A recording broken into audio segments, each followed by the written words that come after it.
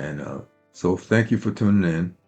As I said, I'm Watchman Jim. It's been a while since I've made videos. I started back in 2015. There's a lot of talk back then about the rapture coming soon, and I think there were people getting spiritual messages from God about what was about to happen. I believe that. And I was one of them.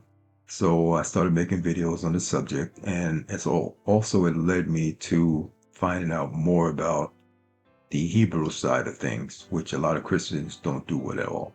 Um, because of replacement theology, a lot of people have left that alone. But there are people now who definitely believe that the rapture will happen on the Feast of Trumpets. And that's because of delving into the Jewish side of things and understanding more about how the connection between that and Christianity. And so, on that premise, believing that the rapture will happen on the Feast of Trumpets, there are a couple of people who I've seen on YouTube have made videos saying that the rapture will happen this year on the 22nd of September. Well, I'm here to say that that won't happen, and I'm going to tell you why and how I came to that determination. And I believe they got the idea from a book that I wrote going on close to over a year, but probably moving towards it about a year and a half ago. It's called Our Last Day and the Return of Christ. So I had looked on the YouTube and other places more than a year ago to see if anybody was really pinpointing the 2033 or 2032. There was no one back then. But now recently I've seen a couple of videos, so I don't know. They could have come up with it on their own. I'm sure the spirit speaks to a lot of people, but I think they got the idea from me because, I did a radio program and I did a YouTube video interview. Both of those I mentioned that topic in my book. So I don't know if they did or didn't, but I'm just saying they're on the right track, but they're just still not quite there. So I'm going to explain more. So let's get started. So there's going to be other topics, other episodes. At least that's my plan to going forward. And so this today is going to be a few things I'm going to talk about, but specifically about Jesus' return in 2033. Now, it has to be understood that if the rapture, which I believe is going to happen on the Feast of Trumpets, then you have to believe that Jesus fulfilled the first four of the feast days, and the last three feast days have to be fulfilled by him also. That's the Feast of Trumpets, Day of Atonement, and Sukkot. So, if you believe that, then you can't believe that the rapture is imminent, meaning that it can happen at any time. You must always be ready. Well, you must always be ready. But it's not meant to, and it never was meant to happen at any time. And I'll explain where that came from later on. And that ties right into no one knows the day or the hour. Well, Jesus said, no one knows the day or the hour except the Father. But he was referring to, and he specifically said that so that we would get the hint that it's the Feast of Trumpets, because that's the day in which no one knows the day or the hour. And so, if you don't know when to expect Jesus to return, then he comes on you like a thief in the night. So, also in the future, I'm going to talk about the 90-year-old woman's prophecy. She's from Norway, from years ago. And she made a prophecy that I believe that definitely connects to the immigration situation, the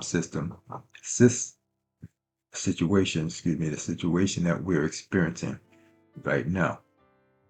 I'm also going to talk about William Brennan. He's an important part of all of this. And he saw visions. He saw visions of egg-shaped cars, which we're already experiencing now, but he saw it long before it happened. And he also told us to beware of the isms. That's what he said. Beware of the isms. What he means by that is socialism, racism, communism, those type of things. So the rapture and the second coming, both two separate events. One is the day of Christ, which is the rapture. It's also called the Bema seat of Christ. The other is the day of the Lord, which is Jesus' return in 2033. Now, in the future, like I said, I want to talk about some other things in other episodes, but I'm just giving you an idea of the kind of things that I'm really going to discuss. And one of them is Jesus telling us to turn the other cheek. So historically, that is not Jewish history for them to turn the other cheek. Okay, there was many, many wars. Many they won, many they didn't win. And God was right in there telling them, don't worry, I'm going to make sure you win this war or this battle. So why the 180-degree turn from that when Jesus says turn the other cheek, bringing on an era of peace or a way of thinking peaceful? Well, there's a reason for it, and I'm going to tell you in future episodes. So, and then people can talk about but don't really understand what is the sign of the Son of Man. In Revelation, it tells us that when Jesus returns in 2033, people all over the world will know he's coming because they're going to see the sign of the Son of Man. Well, you're going to learn what that is here if you watch. So I'm going to tell everyone what the sign of the Son of Man is. There may be people out there who believe they know. Maybe they're sure, maybe they're not sure. I'm sure I know. So, and moving on. Discussion about truth in future episodes. The calling and the hearing God's voice. I may, in this episode, tell you about that. I began to hear God's voice at a younger age. I didn't know it was God's voice calling me. He used to call me and wake me up out of my sleep. So, and there's a story behind that, and I will tell you going forward. And I want to talk about God's generals. What I call God's generals is people who God brought from being nobodies to being big somebodies for him, doing his bidding. Healing ministries mostly is what I centered on. And I'll talk a little bit about them and why Jesus said the greatest among you will become servants. That has to do with what some of these God's generals did on earth and now what they are doing in heaven. The day of Pentecost and the Holy Spirit, and I want to talk about that because people have certain beliefs about the speaking in tongues part and what really happened. I want to talk about that in future episodes. Today, I want to, well, maybe not today, but I'm going to talk about where actually heaven is. Of course, it's not in this realm. It's not in our solar system. But Percy Clay visited heaven for 5 days. And Richard Sigmund died. He died for 8 hours and visited heaven, walked with Jesus. I want to talk about him. He also has a very, very important book I've read. It's called My Time in Heaven. Now, and I also want to talk about how Satan changed major beliefs in the church, such as Easter and Christmas and praying to the saints and communion as opposed to Passover meals. Where that all come from? Mary, the mother of Jesus, and Joseph, her husband. There's a real story behind her and him. And also, let me say right now that this is that when all of us have a book in heaven that has what we are supposed to pursue or do for God while we're here. Everyone has one. And the book is in heaven. When you're born and as you grow, you'll move along. When you choose to walk with the Lord, the Holy Spirit will lead you to find out what you should do for him. Many people ask the question, I don't know what I'm supposed to do for God.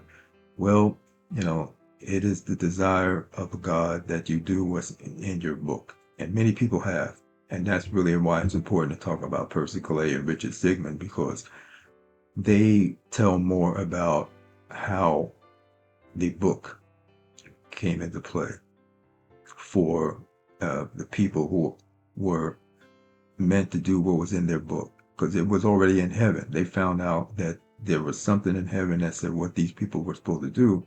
They were almost in the process of doing it and ended up doing it. And they had no idea that it was already in their book in heaven. That's fascinating. Um, the Apostles' Creed, I'm going to tell you what deja vu is. A lot of people don't know what it is, what we all experience, whether you believe in God or not. We all experience deja vu. And so I'm going to tell you what it is and why we all experience it. And I'm going to talk about in future episodes prayer beads and the connection it is with quite a few religions use prayer beads. And I'm going to also in future episodes talk about misinterpretations of the Bible, particularly in Isaiah and Daniel, what the mark of the beast really is. It's not barcodes. It's not the Illuminati. That is not what the mark of the beast is. It also is not 666. And some people may be familiar with what I'm talking about because it was Walid Shubat, which I really is somebody who I really admire. He has a book, God's War on Terror. And if you read that book, you'll find out that 666 is not what was originally in the Hebrew Bible. And so I'm going to talk about that more. And so everyone will know what the mark of the beast really is. And it's really been in our face for a long time, just right there in front of us. And the people of the beast system have been right with us, right here all the time. It's not something that's just going to start when the tribulation starts. It's already here. And that's what John saw. The transfiguration of Christ, what that was really all about and why. Jesus returning in a cloud, why the Bible says that, what it really means, and do angels have numbers? Also, false prophets. I'm going to ask the questions and answer the questions. Hopefully, is God really obsessed with the United States? And all these prophets are talking about the things in the government and what's going to happen, what's not going to happen, what God is talking about and telling them.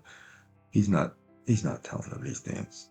God is not obsessed with the United States. Like I said, what's going to happen here in the near future has already been set in place. There's no need for discussions about where the United States fits in all the time in all of this. And whether or not God's prophecies happen in the real world or the spiritual world. If you have things happening in the spiritual world, that gives you an out. So that if something really doesn't happen that you said was going to happen, then you can say, oh, well, God changed his mind, or we didn't pray enough, or if things were going to happen in God's time, not our time. All these kind of things are what people say so that they can continue telling these fables that they continue to tell. And everybody's following them and believing them. I'm going to tell you what's the real deal. And also, they're saying that the rapture is at least 100 years away. So stop thinking that the rapture is going to happen anytime soon. That's not true. Satan's influence and the unclean spirits in the world, the connection between that and the crime rate increases, the out of control drug use that we've been dealing with, mass homelessness, mass immigration, astrology, hypnotism, crystals, tarot cards, all those things are connected to satanic things and unclean spirits. So as I said, or I mentioned, I have a book that I wrote going on a year and a half ago, and Our Last Day and the Return of Christ, available on Google Books. It's available on Amazon. It's available on Barnes & Noble and Apple Books. And if you want to read ahead, because, like for instance, in my book, I put down that in Daniel, it tells us, or God, the angel that Daniel was talking with, told him to shut up the book and not to reopen it again until the end. So I'm going to tell you what that book is here in future episodes, but if you want to know ahead of time, it's in the book, along with many other things about the beast system. And I put quite a few things in the book. There are other things that I didn't put in the book, and that's why I'm going to talk about them here in these episodes as we go along. So if you want to grab a copy, it's still available. Now, who am I? To the Christian community, I'm a nobody, which I mentioned before. I've never been a pastor, never been a minister. I'm not a prophet, don't pretend to be, not an apostle, but I'm in very good company. And since I'm a nobody, I know that God likes nobodies, because all of these people I'm going to talk about were once nobodies. They weren't the Pope. They weren't uh, already established pastors and apostles with big names. God goes and uses those people. He goes and he finds those people who, in some instances, don't even want to do what he wants them to do at all at first. But he brings them along, and they become fantastic uh, tools for God's will. One of them is Jack Cole. Jack Cole had a marvelous ministry and a healing ministry, and he served some time in the military. He worked in the church for a good long time. He had a very good sense of humor, but God used him in mighty, mighty ways. I think I have a picture here. Yeah, this is a picture of him removing cancer from a woman's face. Literally took it off and had it in his hand. She also had a gout, something that he got rid of at that time. This are pictures that was grabbed from a YouTube video. There's some videos of him, and you can find the videos online if you want to take a look. Just look up Jack Cole, one of God's generals, and you'll find it. Amy Semple McPherson, founder of the Foursquare Church. And for those who don't know it, the Foursquare Church started out as a Pentecostal speaking in tongues church. For the most part, it's not anymore. Things have changed. But yeah, she is one of God's generals, and she's from a time, and she started quite a few things. She had one of the first radio programs ever in the Christian community, and a great worker for the Lord, a fantastic healing ministry as well. Reverend Smith Wigglesworth, from England originally. He was a unique man when it came down to his healing ministry. He did things that people thought were really strange, but also he was one of the first to, raise someone from the dead in the modern era. And so, yeah, a fantastic healing ministry and a great worker for the Lord and one of God's generals. Reverend Maria Etta, also known as Mother Etta. And she was one of the few female ministers and pastors to come along, because when she was during her era, being a woman preacher was just a no-no. It was just not heard of. But she broke a lot of the molds. This is the founder of the Church of God of Christ, Bishop Charles H. Mason. I included him here specifically because he's also part of my story. And as I go along, I'll tell you, because I'm going to go into my story in a little bit, but he is a great founder. The Holy Spirit told him what to name the church. That's why it's called Church of God in Christ. He was told that specifically by the Holy Spirit. Also told him that it would be one of the largest Pentecostal churches ever. And that came out true, and it still is the case. Reverend Oral Roberts. A lot of people are more familiar with him also a faith healer, founder of the Oral Roberts University, and originally was a nobody. Came along and discovered his place in the Lord and did great things. Catherine Coleman, a lot more people are familiar with her now than they ever had been, but she's also a Christian evangelist, preacher, and minister. Fantastic healing ministry. She started out with just helping out her sister and her husband in their church until they decided to move on, and then she went out on her own, just preaching what she knew. Very humble woman, very marvelous things that she said and did in her lifetime, and that's why she's included here as an individual nobody. Percy Clay, I mentioned him earlier. He spent 5 days in heaven. He prayed for over 30 years for God to let him go to heaven and see heaven. And so originally, then he did. And so, I mention him here because, usually when people have gone to heaven in that way, when they come back, their healing ministry just explodes. If they didn't have one before, they definitely have one afterwards. And that's one of the signs for it, to look for somebody who says they've been to heaven, and is that these things happen to them afterwards. When you've been in the presence of God and all of these things happen to them. Richard Sigmund, as I mentioned him earlier, he died in a car accident and was dead for 8 hours, was laying in the morgue. When he woke up after the 8 hours and came back from heaven, he stood up, laid up in the bed, and there were actually 2 men in there who saw him get up and actually start talking. But he was so mangled from the car accident, and his bones started fusing back together again and coming back together. It was just, wow, incredible. But he's also one of God's generals. He was a nobody, but he started preaching at a very young age, so he was chosen by God, definitely. So here's my story.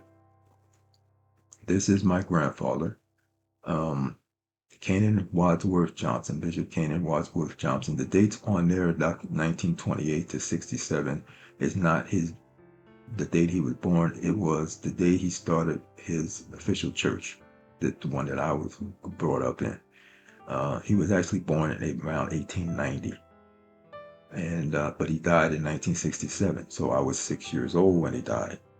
And the Holy Spirit spoke to him, and he got a message, and the message was about me.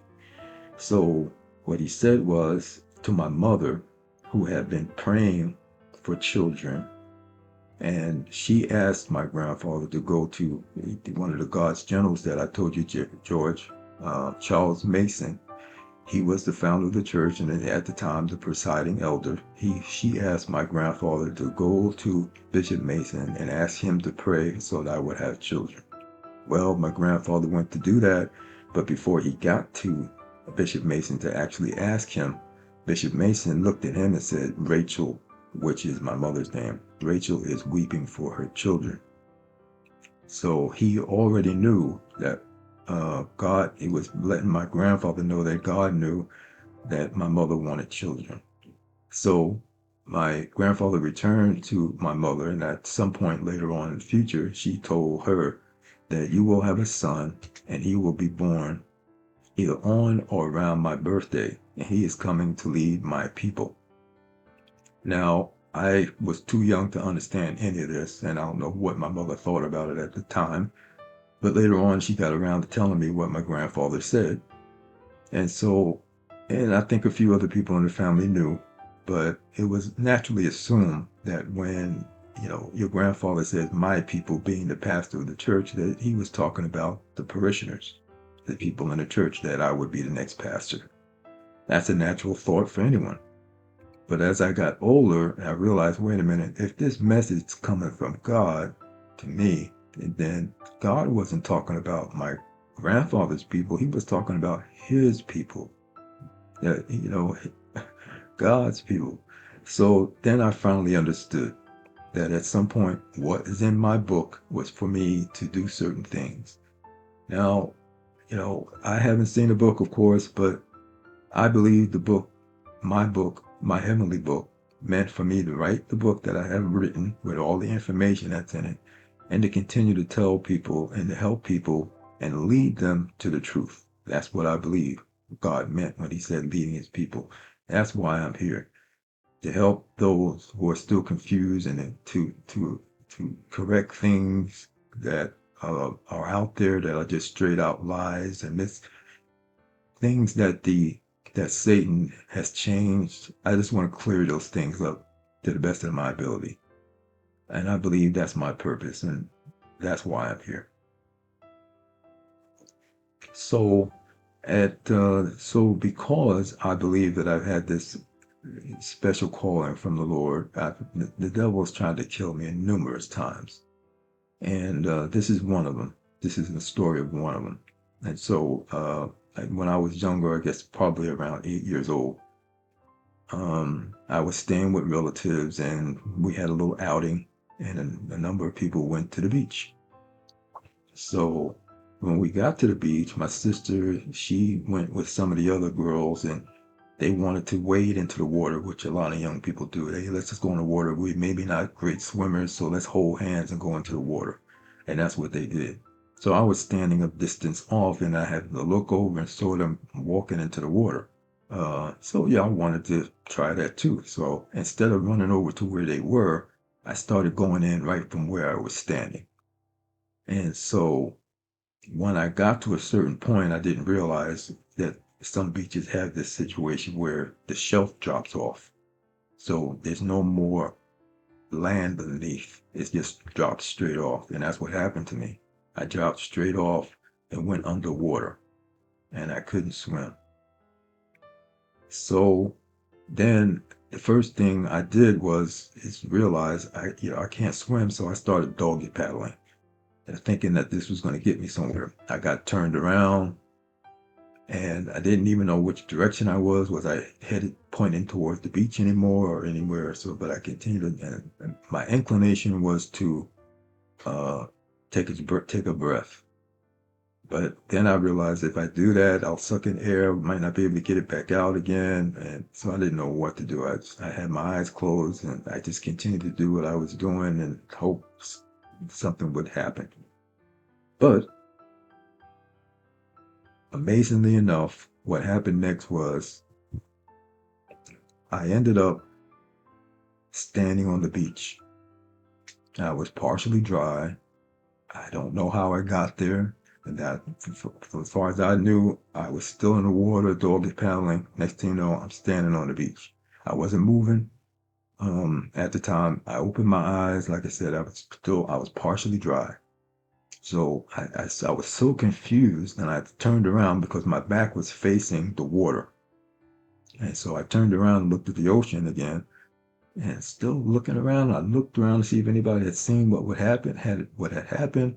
So I sat down on the beach and just sat there and trying to ponder what in the world just happened. Why am I still alive and not dead?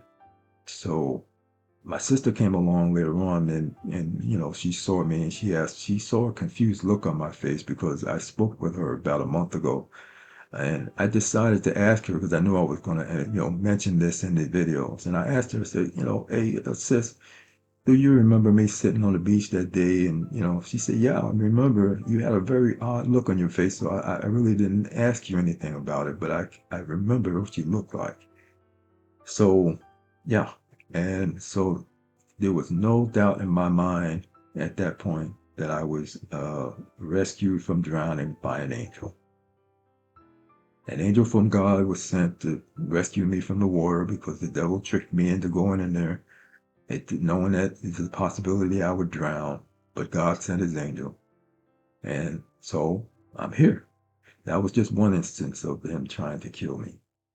Um, so this is where I'm going to leave this off because I've already started recording and I will be on camera for the rest uh, of this video. So, the rapture of the church. That's why I'm here. That's what I'm talking about. As I said earlier, if you haven't seen it, um, there are a few others who out there saying that the rapture will happen this month on the 22nd on Rosh Hashanah. I'm saying that it won't, and it won't. Now I'm going to explain more about why that is. So it's important to understand that when Jesus was on the earth, um, it was time for him to leave the earth. And so the disciples and him were standing there, and Jesus began to rise into the air. Now they say he rose up into a cloud. Uh, I mentioned that before, but it wasn't a cloud. So the two angels that were standing there with the disciples asked them, "Why do you continue to gaze up into the air? That Jesus will return in like manner." Well, what did they mean by that? So uh, Jesus rose into the air, and the cloud that he rose into was not puffy clouds like we see, cumulus clouds, or what they call them. They were actually people. All these people who had died before Jesus rose from the grave, David included, Adam included, Samuel included, all of those. Even John the Baptist died just before Jesus went to the cross. They were all in that special area that we all know as Shiloh, and so some people call it Adam's bosom. So when Jesus went to the grave for those 3 days, he preached down there and he took them out. And so the Bible does tell us that when Jesus rose from the grave, many, many, many other people, they could call them saints, but they're, saints of God, rose from the grave and walked the earth for 40 days, just like Jesus continued to walk the earth for 40 days. Many people saw them. And so now, if they walked the earth for 40 days, once those 40 days were up, where did they go? Did they just disappear? Did they go back to the grave? No. They met Jesus in the air. And the disciples who were standing there were gazing up. And they could see all of these people above them. That's why they kept looking. So the angels were telling them, okay, all right, you can stop looking now because this is how it's going to be when he returns. And so that explains the cloud. It's not puffy clouds, it's a cloud of witnesses, as in Hebrews 12, 1 and 2. Um, so in heavenly terms, the people in heaven are also sometimes referred to as clouds of witnesses. So that's where the term cloud comes from when Jesus was rising into the clouds. It wasn't cumulus clouds like we get and eventually turn into rain. It wasn't that at all. And so, when will Jesus return? In 2033. I'm going to keep saying it because the church continues to teach that the second coming no one will know about. And, but they don't realize this is why the angels that were standing there with the disciples told them that he would return in like manner. And when he returns in 2033 with the clouds, it's going to be us. Those who have been raptured and the saints of God raptured will be returning with him. Right behind him he's on his horse. We're on our horses, white horses. That's what's going to happen. Now, William Brennan. Why do I bring up William Brennan now? Because William Brennan was the only one that God spoke to in the front of a couple of thousand, I think it was 2 or 3 thousand people. He was at the time, in this picture, he was younger, much younger. He was baptizing people in one of the Ohio rivers. And on that particular day, the a light came from heaven, and it came down in front of William Brennan, and a voice spoke out of that light, and the voice said that you will be the herald of the second coming of Christ.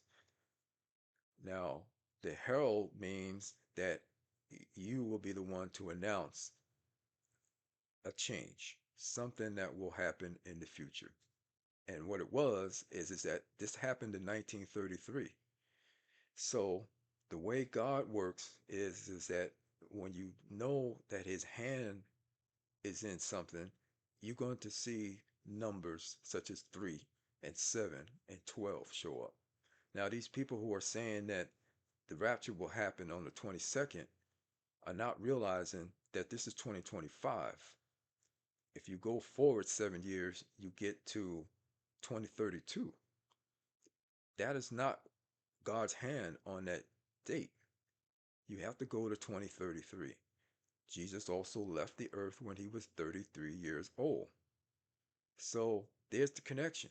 So if you want to get the year right, correct, as to when the Jesus will return, and then figure out when the rapture is going to happen, then you have to go to and use those heavenly numbers. That's why I choose 2033 as being the date in which Jesus will return in the flesh, and then the rapture will happen next year on the Feast of Trumpets. Now, William Brennan, his visions, as I mentioned earlier, uh, which prove that his visions were correct and God was using him in mighty ways, is that he saw egg-shaped cars. That was one of the visions that he saw. He also saw um, a vision of self-driving cars. Now he didn't really know what they were, but he knew that the spirit of world, or the angel who told him this, used the word self-driving cars. Um, he also saw in 1961, his vision was of the presidency of the future. I don't think he knew the particular year that was going to happen, but he saw a woman in a purple outfit dress. And just like you see here on the screen, it says the president of the sixth vision. It was his sixth vision. Um, a ruler of some sort, he said. A beautiful woman in royal blue, a royal purple, rather, excuse me. And so it turns out it was Kamala Harris. William Brennan saw Kamala Harris in the future. And he wasn't sure whether or not she was going to be the president or vice president. Well, of course, she turned out to be our vice president. But William Brennan saw it. So I'm more apt to believe that William Brennan getting this message from heaven in 1933 as the herald of the return of Jesus Christ. Then you have to go forward 100 years to get back to the 33. And 100 years after 1933, of course, is 2033. And that's also how I come to 19 to 2033. So, and this is, you know, if you can read this, it says this is just what I just explained earlier about what happened. It says 4,000 people were sitting on the bank, and they witnessed and heard God speak through this light to William Brennan.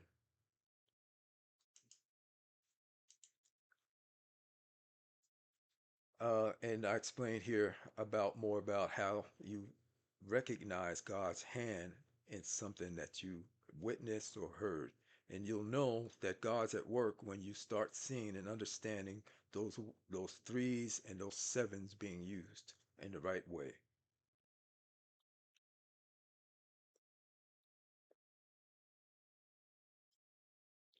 This is a picture of that particular river. I think it's a more modern picture, up-to-date picture of where the baptism took place. It's changed a little bit, but this is where it happened. Now, I mentioned earlier in the video that people like to say that the rapture will happen at any time. Well, this tells you the story about why they came to that determination. This was, John Nelson Darby back in 1830 came up with this: the rapture is imminent. It will happen at any time. This was the devil's trick. He wanted people to believe and not try to figure out when to expect the rapture or the second coming of Christ. And so this is what people believe even to this day. People still stick with this. That God has always set the time. We all should understand that Jesus said that he wished that his people had not missed the day of their his day of visitation. They missed the day of their visitation. Now, why would he say that if it wasn't already planned? His time to come came. Now, I'm going to talk a little bit more about the exactness of that here. This is Dr. Billy Brim of Billy Brim Ministries. Um, Her revelation from reading the Talmud, she realized and found out from the Talmud that, and I think a lot of us, a lot of people believed, and some believe and some don't, was that the earth is only 6,000 years old. Now, a lot of people don't want to believe that because we go back to the dinosaurs and so on, and so there's a lot of controversy about that. Um, but this is what I believe, and it's what the Talmud says. The Talmud is an ancient book from the Pharisees and the ancient fathers who wrote down these things, and part of what they wrote down was explaining what happened from Adam, and that Adam was given 6,000 years, and then Jesus would come back at a certain point in that history, and then he would come back for the final time before the day of the Lord. So this is what she said. It's broken down in the Talmud into sections, and it's sectioned off. Now, remember I said before, Peter told us, and it says here, Second Peter, that with God, 1,000 years is one day, and a day is like 1,000 years, which means that this is how you figure out that when the last days started and where we're at in the last days. The first 2 days are called the days of chaos. The second is called the days of Torah. Then the Messiah comes. So when Jesus was born, he was born just around the ending part of the fourth day. And so then when Jesus leaves the earth, that is when the clock starts for the last 2 days. And so that's why I made the title of my book, the uh, Our Last Day and the Return of Christ, because we're in our last day. We're in the last months of our last day here. And then once the rapture happens next year, then the last 1,000 years happens, which is the millennium, the day of the Lord. And then eternity comes after that. So this is how I broke it down. Jesus was born near the end of the days of Torah. And in heavenly terms, this is the fourth day, the end of 4,000 years from Adam. Jesus goes on the cross when he's 33 years old and leaves the earth with thousands of saints raised from the dead. This is the end of the fourth day and starts the clock. That's when the clock started for our last 2 days. Uh, and so if you do the math, and I've done it over and over in this video, over and over again, but when you go from Adam and he gets 6,000 years, when Jesus comes, the end of 4,000 years, at the end of 4,000 years, you count forward from there, then that means if you only have 2 days left, 2,000 years left. And so when you get the whole 6,000 years, what you get is 2033. And you go from 2033 minus 7 will give you 2026. This is why the rapture will happen in 2026, because the Lord returns in 2033 and starts his millennium, his day of the Lord. And it's going to be a terrible day, as it says in Joel and many in other areas of the Bible. It's going to be a terrible day. This is when God brings his vengeance for his people. They expected him to be a Messiah, and the reason why they missed their day of visitation, they expected him to be like David, not to bring peace, but to rid them of their enemies. So, of course, that wasn't meant to happen until he returns in 2033. So, as I said before, this is the book I wrote a little over a year ago, the last day, our last day, and the return of Christ. Available on Google Books, Amazon, Barnes and Noble, and Apple Books. So I hope this video went the way I hope I would like it to go. I had some trouble with the camera and I stopped, and so I'm going to have to do some editing and so on and forth. But I really wanted to get here and make sure I got this out there so that everyone would know not to expect the rapture to happen this year. It's next year, because the 6,000 years is just about up. And so may the Lord bless you and keep you. The Lord shine his face on you and be gracious to you. The Lord turn his face towards you and give you peace. Um, this is going to be the end of this first episode. I do hope to be able to bring out, have some other information that I want to get out to, those other things that I told you about. I want to get to in, in subsequent episodes. So there's going to be at least one episode 2 and episode 3 as we go forward and go through these last months until Rosh Hashanah in 2026. So God bless you. And I don't know about you, but I'm on my way to heaven, and I hope you're on your way as well. Thank you for listening.